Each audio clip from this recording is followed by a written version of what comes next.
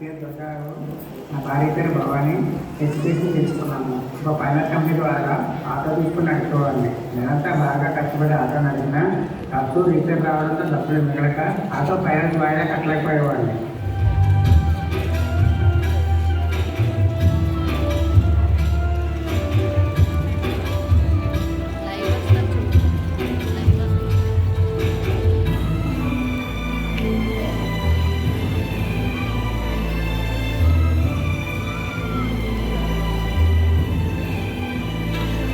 Finance company వారు నెలసరి వాయిదా కట్టలేదని నా ఆటోను తీసుకెళ్ళిపోయారు.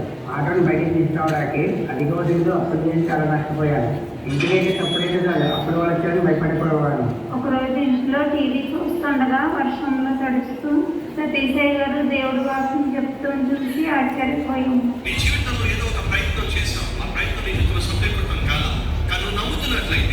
నీతో ప్రభు ఉన్నట్లయితే, ఆ ప్రభు శక్తి నీలో ఉన్నట్లయితే ఈ రోజు ప్రార్థన చేసి ప్రయత్నం చేసి చూడు, డెఫినెట్ గా నీ జీవితంలో విజయాన్ని సాధిస్తావు. అప్పటిదాకా సరైన వాక్యము ఎక్కడ నాకు దొరకలేదు. సతీష్ కుమార్ గారు వాక్యం చెప్పడం నాకు నచ్చి టీవీలో ఉన్న అడ్రస్ని బట్టి మేము మొదటిసారిగా కలవరి మందిరానికి వచ్చాము. ఆ రోజు చెప్పిన వాక్యం విని ఎంతగానో ఆ వాక్యం మాకు నచ్చి ఇంక ప్రతి ఆదివారం కలవరి టెంపుల్కే రావాలని ఒక నిర్ణయం తీసుకొని ప్రార్థన చేసుకున్నాం. అప్పటి నుంచి ప్రతి ఆదివారం నా భార్య పిల్లల్ని ఉదయం ఆరాధన పంపించి నేను నా పనులను చూసుకుని సాయంత్రం ఆరాధన వెళ్ళాక ఇంటికి వెళ్ళేసరికి కరెంట్ షార్ట్ సర్క్యూట్ అయ్యి నేను మొత్తం కాలిపోతుంది. ఆ రోజు నా భార్య పిల్లలు నాతో మందిరానికి రాకుండా ఇంట్లోనే ఉన్నట్లయితే చాలా బాగా జరిగేది.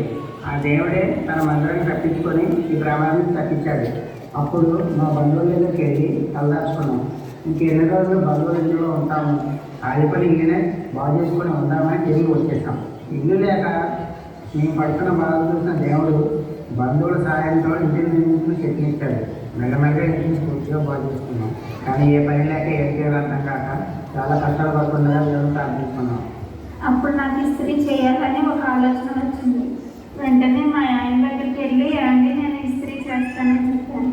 అలా అపార్ట్మెంట్లో ఇస్త్రీ చేస్తూ కొద్ది రోజులకే మా ఇంటి దగ్గరే ఇస్త్రీ షాప్ పెట్టుకున్నాము.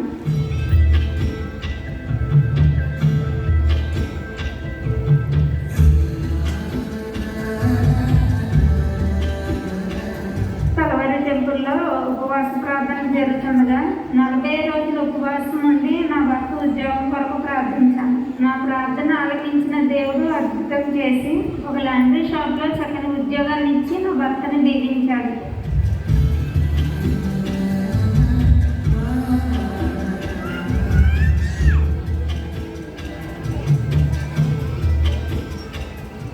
మా జీవితంలో ఇన్ని మేలులు చేసిన దేవుడికి మా బాధ్యతగా రోజు ఇస్త్రీ చేస్తూ వచ్చిన ప్రతి రూపాయిని మేము కూడబెట్టి అనేక లక్షల మందికి ఈ స్వచ్ఛమైన వాక్యాన్ని ప్రకటించాలని ఒక కలవరి స్వరం టీవీ కార్యక్రమాన్ని బలపరిచాము. అంతేకాకుండా ప్రతి 5 నెలలకు ఒకసారి కలవరి స్వరాన్ని బలపరచాలని తీర్మానం తీసుకున్నాము.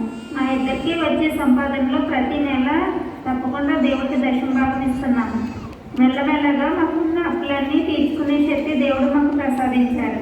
ఇప్పుడు నేను నా కుటుంబము దేవుని ఆశీస్సులతో చాలా సంతోషంగా ఆనందంగా ఉంటున్నాము. స్వచ్ఛమైన వాక్యాన్ని అందించి ఆత్మీయంగా బలపరిచిన దైవజన సతీష్ కుమార్ గారికి మా ఇంటి వందనాలు. కష్టాల్లో ఉన్న మా జీవితాన్ని వెలుగులోనికి నడిపించిన యేసయ్యకి మహిమ కలుగునుగాక.